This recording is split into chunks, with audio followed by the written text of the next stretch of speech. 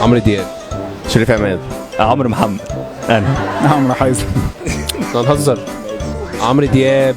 ماله؟ عمرو دياب مين يا عم؟ اتكلم في عمرو دياب والله. عمرو دياب ما بيكبرش ليه؟ مش صاحبه صراحه. عارف انك مش صاحبه، انا ما بقولكش انت صاحبه، انا بقول لك هو ما بيكبرش ليه.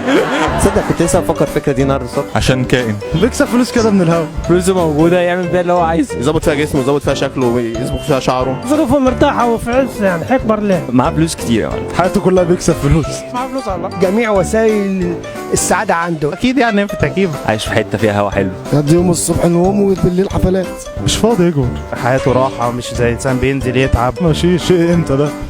لا في ناس ما تعرفش الشقه. بيصحى من النوم بيلعب جيم، حمام سباحه. قاعد ما بيشقاش زي الانسان التعبان. متعب في حياته بقى يجور. اما احنا شايف الشقه ما عندوش هم زينا. بيعمل تان كل سنه وبعدين بيعمل عمليات شد. بشد وشه وشد قفاه، شد كل حاجه. فنان قادر على كل شيء. راجل مستريح، ربنا يزيده من نعيم الله. بيلعب رياضه ومحافظ على نفسه وعلى صحته ورشاقته. الراجل بيلعب رياضه. في السجاير، رياضه، عنده جيم وعنده كل حاجه. واخد باله من صحته يعني. ما انت واخد بالك من صحتك. لا مش عايز اتكلم يا عم. بس اسمع بس اسمع بس. لا والله.